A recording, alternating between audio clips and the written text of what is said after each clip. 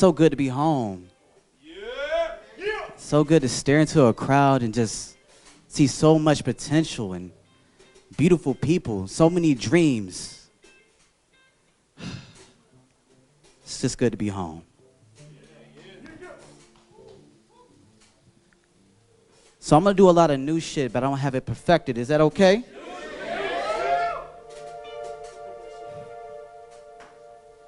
This first one is untitled. Facts, though. Facts, though. It be like that, though. It be like that. Some people carry Bibles, but I carry poems. The lexicon of broken homes where I find common ground with the local guidance counselors in your town. Because every poet I met is always tending the gardens of the downtrodden and the brokenhearted. These flower beds are more akin to graves. And poems are white magic miracles we use to perform life saves. I'm trying to resurrect my brothers like Lazarus. Since living in this world can be hazardous, and yes, I don't have a PhD, but I don't need a degree to be a decent human being, to sew up the damage and tend to the wounded, for which I am better suited. And I can relate to all of my patients because I used to have no patience trying to fight all of my problems while ignoring the contradictions in my own gospel. It takes the broken to help cope with being broken. It took someone's scar lines to remind me of mine, that I am a composition of suicide survivors who smoke Marlboro Reds with cracked lighters, a collection of the battered and abused, whose bruises are always within their view no matter how hard or what they can try to do. A collage of black men without fathers, trying to be better men without drowning in the waters of someone else's expectations. And their stories are the lines of my dissertations. Just know that I'm trying to heal the people with every word and every letter.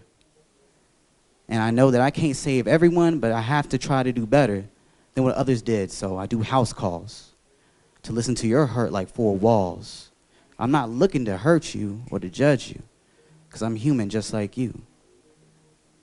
I'm just trying to give you someone to talk to tell you that you're not alone.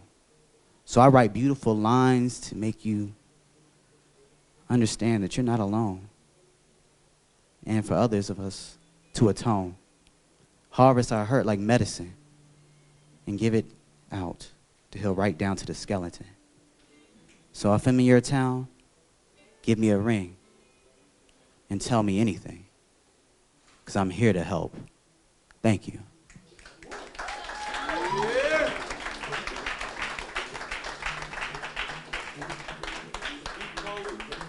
Thank you. This next one is called Cracked Windows.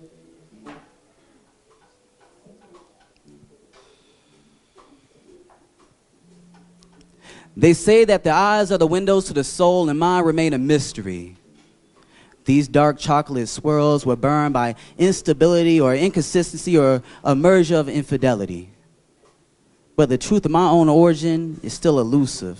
My mother holds the information for it like it's only meant for the exclusive. So when I stare back into the voids of my eyes, I'm surprised that all that I see is broken ties. The bonds that chain me down to seeking ships like slaves can no longer be built or made. And even though there's cracks in my window, I refuse to sob and cry into my pillow. Who needs a hereditary design to define? Because I know me in the depths of my mind.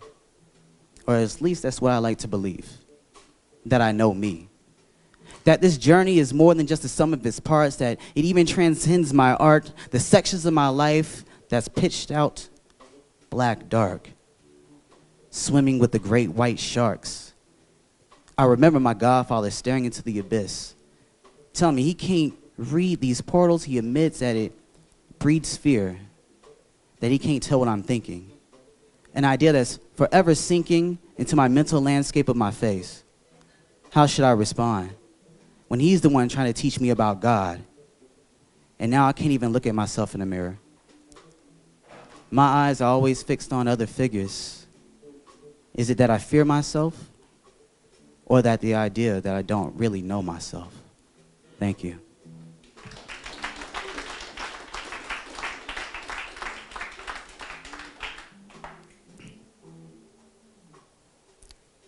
So there's a one poem that I really want to do. It's called The Barricade. The reason why I feel like I need to explain this is because it's November, and I don't know if any of y'all know about the suicide and depression rates and things that America is one of the leading places. We're number one in depression.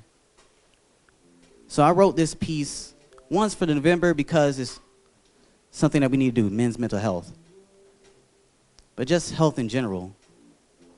Sometimes we forget to check up on people and to do well with one another. So this is The Barricade.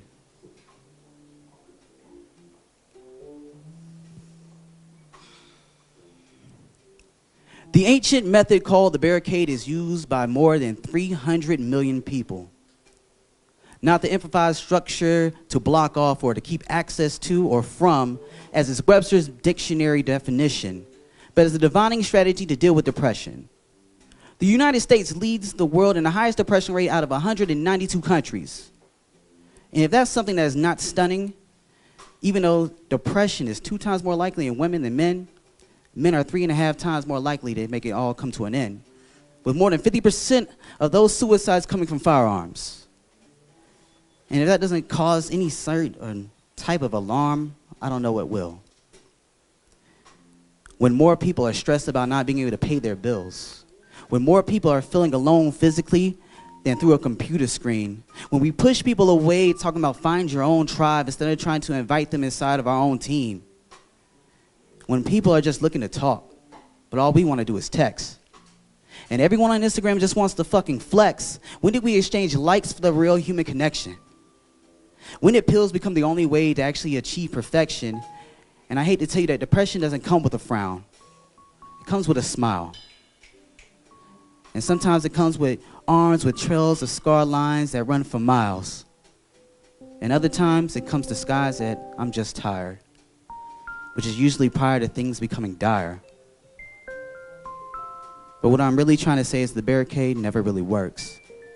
Holding yourself in a room with all of your hurt never helps the situation you're facing. And only hiding and not escaping or learning to get help. Thank you.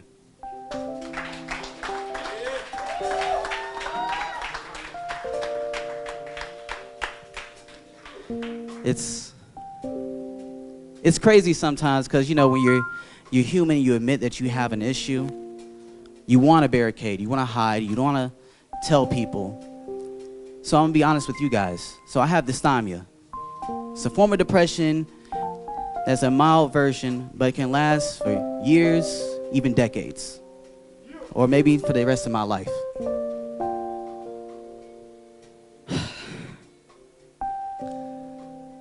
We have to take care of one another. We have to do right. We have to check up on one another. We shouldn't have the greatest suicide rate ever like that. Like America, a place where people go to dream, where they go to be human, to chase something past themselves. That shouldn't be it. Talk to people. Love on one another. Show people that it's okay to be human.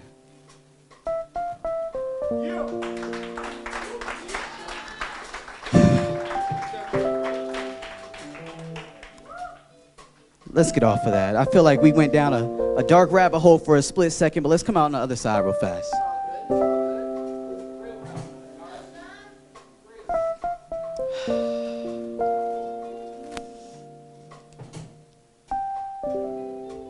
This one is called Concrete.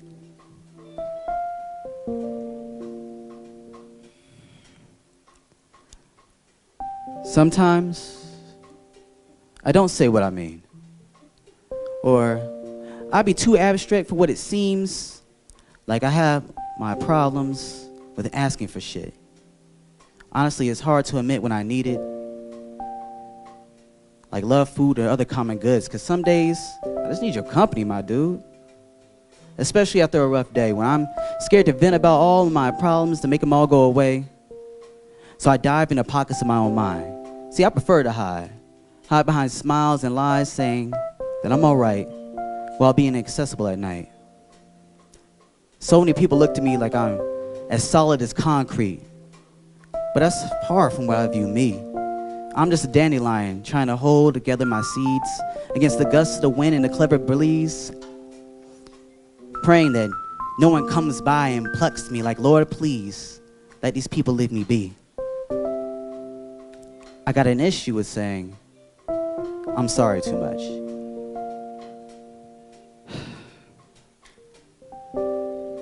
Because us broken folk are not used to people coming through in a clutch. My voice has always been suppressed, but every day I count my blessings and try my best to be the image that you look up to. Even if I don't always know what to do, I don't always make the right moves.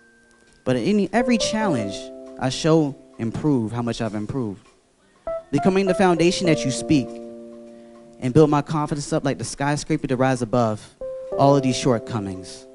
So fuck it, here goes nothing. I'm trying to be concrete.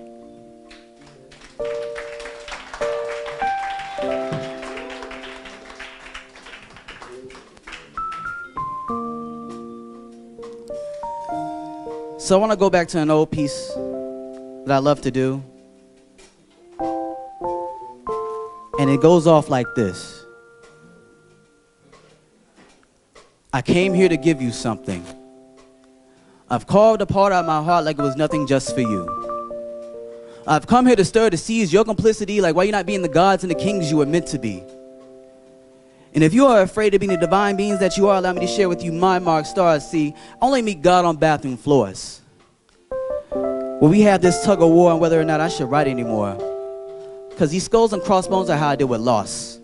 Loss of innocence, loss of stability, the loss of my aunt, being sick of my parents kicking me out as I ask about my identity, sleeping on underdeveloped homes, praying no cops were in the vicinity. So tell me why, God, should the world listen to a small flame that is mine?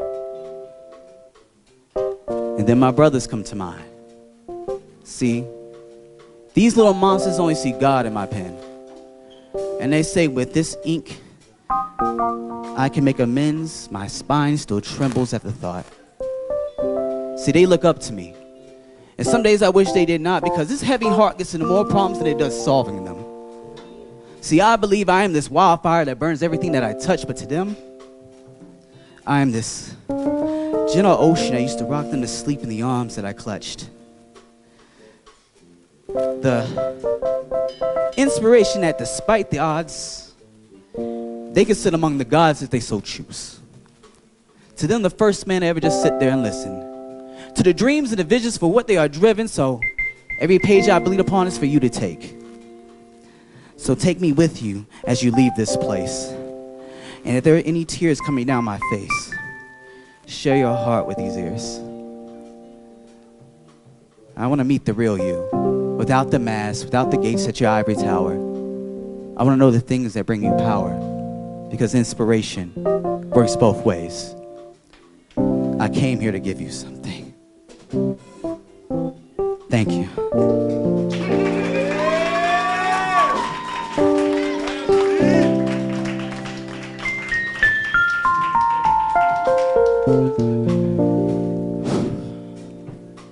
So I'm gonna do one more and I'm gonna get off this stage. I appreciate y'all listening to me, taking the time to just be here. So I want to end off on a different thought. So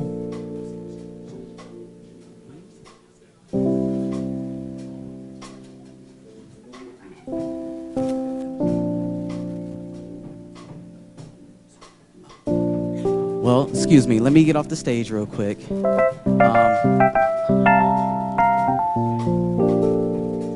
Oh, I'm good? Okay, hold on. Slight malfunction with the time right now.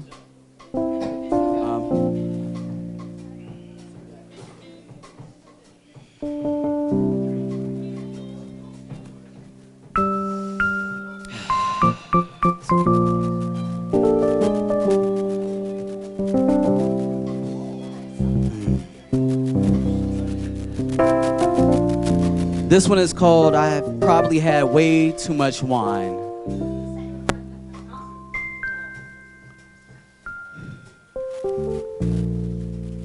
There are too many days where I wish I could have said what I wanted to say.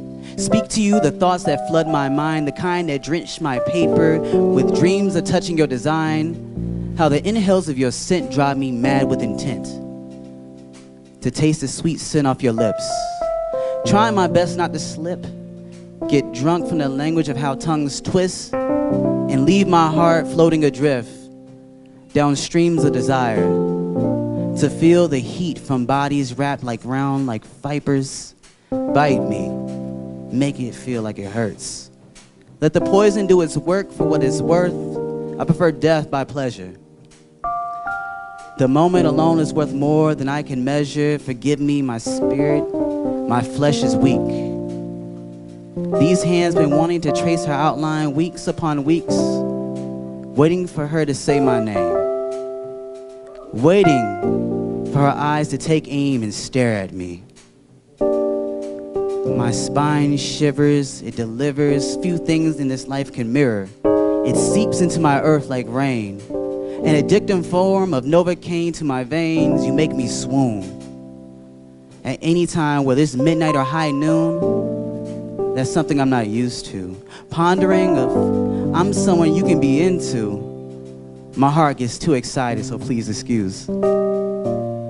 I'm split on between being brave and asking you if I can feel your radiant touch sunlit. I've been babbling on enough to I can build a tower of words that you probably already heard, or maybe you haven't. But I should stop now before you become my new habit. I've probably had way too much fucking wine. Thank you, guys.